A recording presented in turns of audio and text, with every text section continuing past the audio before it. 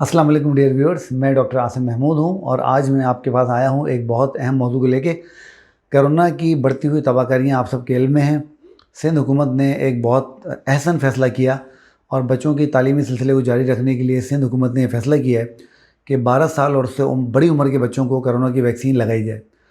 इस सिलसिले में डिस्ट्रिक्ट हैदराबाद के कोरोना के जो वैक्सीन लगेगी उसके जो साइड इफ़ेक्ट्स होंगे उसके जो इंचार्ज हैं, जो फोकल पर्सन हैं, वो डॉक्टर ज़ीशान उल हक हैं, जो हैदराबाद के एक बहुत मारूफ फिजिशियन हैं और काफ़ी कोरोना के मरीज़ों का इन्होंने इलाज किया और अल्लाह ने उनको इनके हाथों से शिफायाब भी किया है। तो आज हम आए डॉक्टर ज़ीशान उल हक साहब के पास। आज हम इनसे बात जानेंगे वो बातें जो वालिदैन जानना चाहते हैं। डॉक्टर ज़ीशान उल हक साहब, अस्सलाम वालेकुम, क्या हाल है आपका? सलाम। ठीक ठाक। आप कैसे हैं? ठीक है। अल्हम्दुलिल्लाह, आप ठीक हैं? शुक्र है अल्लाह का। आज मैं आपसे कुछ ऐसे सवाल करूँगा जो वालिदैन के ज़हनों में हैं और चूँकि आप भी माशाल्लाह एक वालिद हैं, मैं भी वालिद हूँ, हमारे भी ज़हनों में हैं, तो मैं आपसे कुछ ऐसे सवालों के जवाबात जो है वो जानना चाहूँगा। डॉक्टर साहब, सबसे पहले ये फ़रमाइए कि आप इस प्रोग्राम के तहत जिन बच्चों को वैक्सीन लगा रहे हैं वो बच्चे कौन हैं? हाँ, ये जो प्रोग्राम हमने स्टार्ट किया है स्कूलों की वैक्सीनेशन का, इसमें हम हर 12 साल से बड़े बच्चे की वैक्सीनेशन को इंक्लूड कर रहे हैं और इसमें जो उससे 12 साल से छोटे बच्चे हैं वो इसमें शामिल नहीं हैं इस वक्त।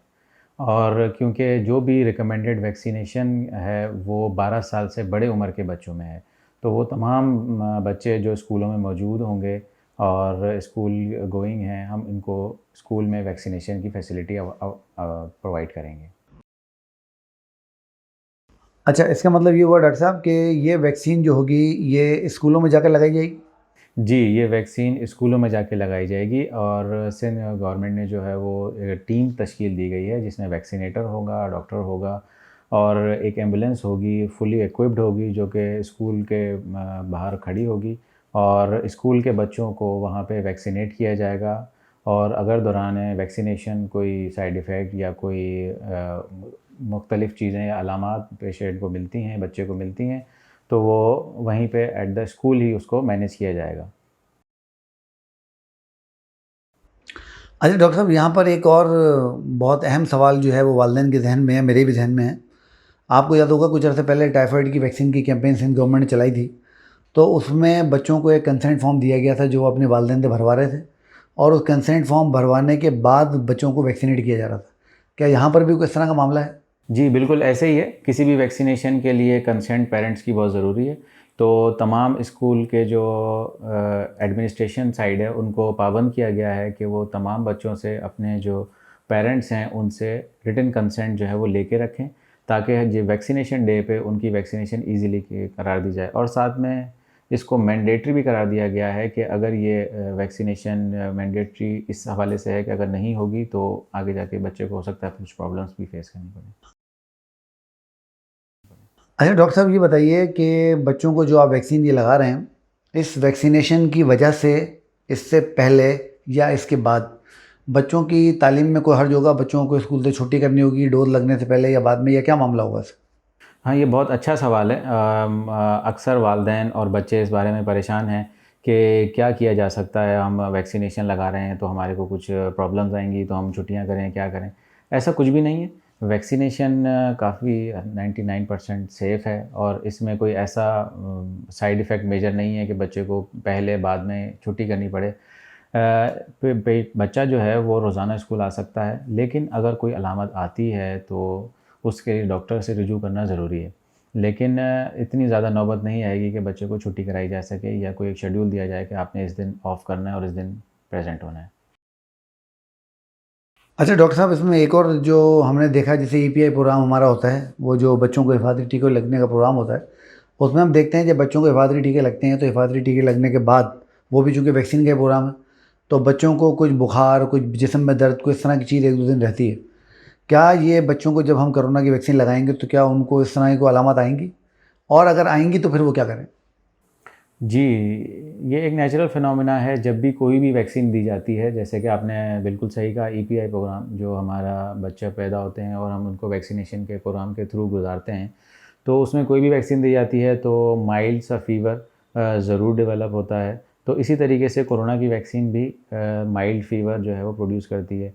कुछ पेशेंट्स को, कुछ बच्चों को हो सकता है जिस्म में दर्द भी हो, तो इसमें कोई घबराने की बात नहीं है, ये एक नेचुरल फिनोमेना है और इस सूरत में सिंपल पैनाडोल देके जो है वो उसको फ़ीवर को सबसाइड किया जा सकता है और इसमें ना कोई छुट्टी की भी ज़रूरत नहीं होगी और बच्चा जो है वो नेक्स्ट डे स्कूल कंटिन्यू भी कर सकता है। अच्छा डॉक्टर साहब, सबसे आखिर में इस प्रोग्राम के तवज्जुह से आप वालिदैन को क्या मैसेज देना चाहते हैं कि वो ये वैक्सीन लगवाएं ना लगवाएं, अगर लगवाएं तो क्यों लगवाएं, ना लगवाएं तो क्यों ना लगवाएं? क्योंकि बहुत सारे लोग हमने देखा पाकिस्तान में बहुत रिलक्टेंट है वैक्सीन को लेके, बहुत सारे इसमें जो है वो रूमर्स हैं, बहुत सारी अफवाहें हैं, बहुत सारे लोग जो है वो डिसइंफॉर्मेशन फैला रहे हैं। तो इसमें आप वालिदैन को क्या मैसेज देना चाहेंगे? सबसे पहले तो मैसेज ये दिया जाएगा कि वालिदैन ख़ुद भी अपनी वैक्सीनेशन कराएं, क्योंकि हमारे यहाँ वैक्सीनेशन का रेशो बहुत कम है और इसकी आगाही गाहे बगाहे जो है वो करी जा चुकी है, लेकिन फिर भी हमारी मिसकॉन्सेप्शंस इतनी ज़्यादा हैं कि हम जो है वो उसके ऊपर जाने से रिलक्टेंट हैं।